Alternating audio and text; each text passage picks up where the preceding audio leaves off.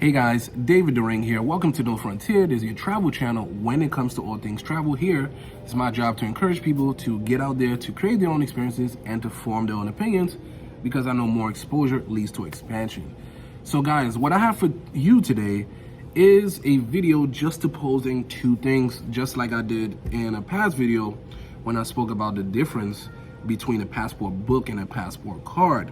Now in today's video, I'm gonna talk about what is the difference between first class and business, and I'll do so when the video returns. It's not a game, it's a rich thing.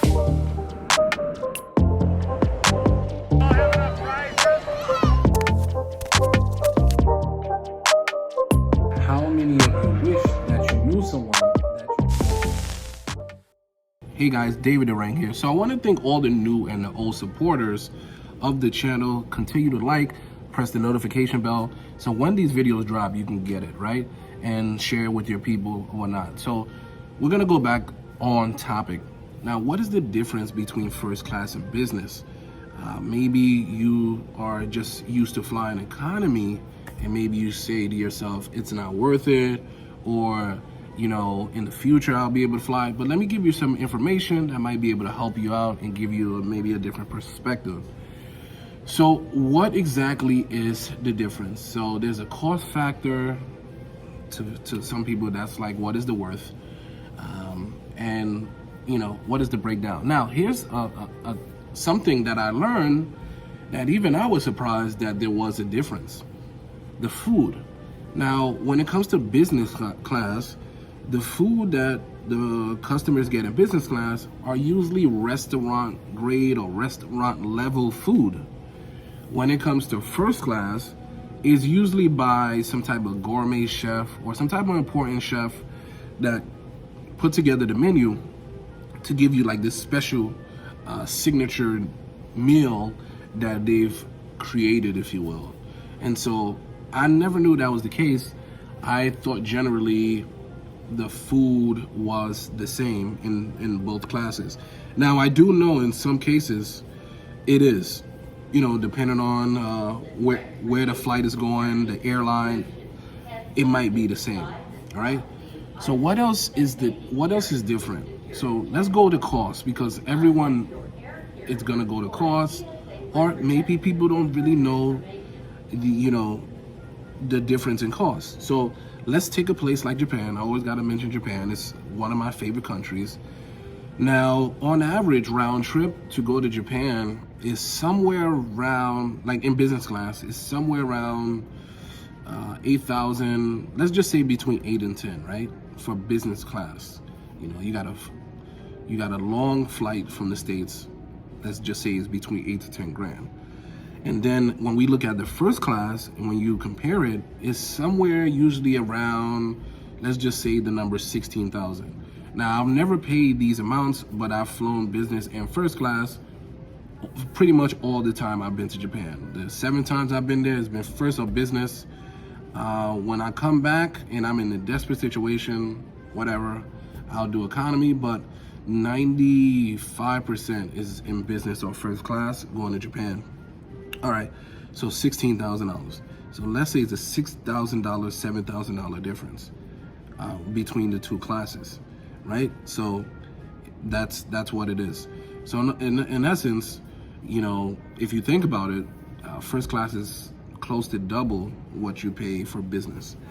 Now people might say, why would somebody pay 16 and upwards of 20,000 for first class seat when either they can do business or if they can fly economy? Well, I know for that first class passenger, one of the benefits is that they still get to save money. And you're like, how do they save money?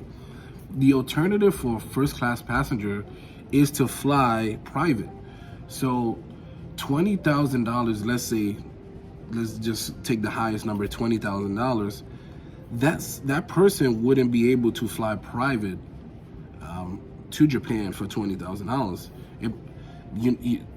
A lot of times going one way from, you know, New York to LA will cost either that price or more than that just to go in the U.S. one way for fuel reasons and whatnot. And so they get to save a lot of money that you don't even think about. All right. So what else? In certain airlines, the first class is on a separate level than the business class. Also, with first class, a lot of times with different airlines, you get more like an exclusive, or it's like a closed off space, as to where it's like your own like little apartment. Like if you think of Emirates or, you know, Qatar and all these big airlines, they have like a private kind of situation going for them. And in some cases, even like a shower. For business, and then you got to think about, for business class people, why they do business class. Now, as it says, business class, generally, besides leisure travelers, business people travel, you know, before the pandemic, obviously. Business people travel throughout the year, making deals and showing up. You used to have to show up to meetings. In the future, this might change because now people have been utilizing Zoom and all these things during the pandemic. So companies might say to themselves, we can just cut out this cost because we were able to use it for the past 2 years, and we eliminated all this money from the bottom line. And so, but they used to travel throughout the year, so they need more of a comfortable area to fly in.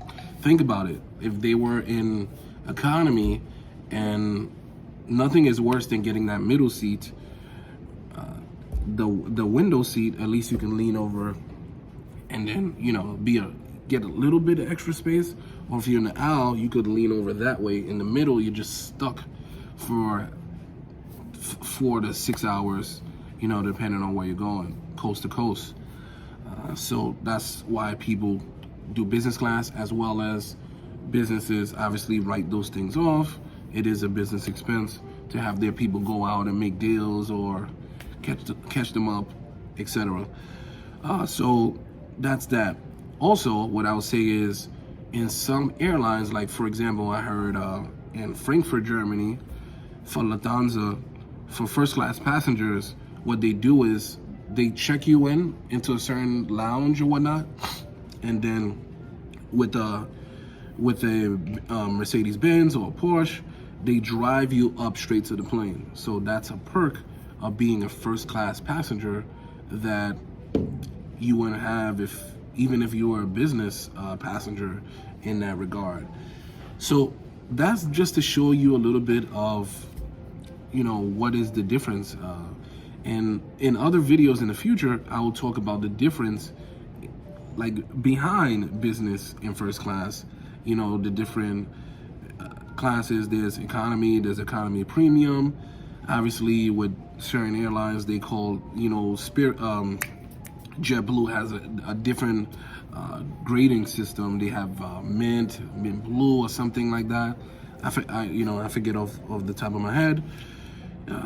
But there's even airlines that are considering of making a class lower than economy. So that's going to be interesting, and I'll bring that video to you. So hopefully this video was helpful, and hopefully you get a different perspective on the food is different, the spacing is different.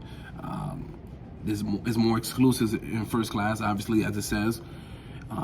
But not every destination or every airline, business or first class is fancy. Sometimes, in some cases, you do ask, is it worth it? If you're on a 3-hour flight, and does it justify having first class? A lot of times it might just be a big wide share, and that's it, right? You're lucky if you get a meal. You'll get something, but it's, in some aspects, you do ask, is that worth it? All right, and so that's what it is. So hopefully this was helpful. If you have any question, let me know down below, and I'll be able to assist you in the future. Until next time, David the Ring, no offense here, over and out. See you.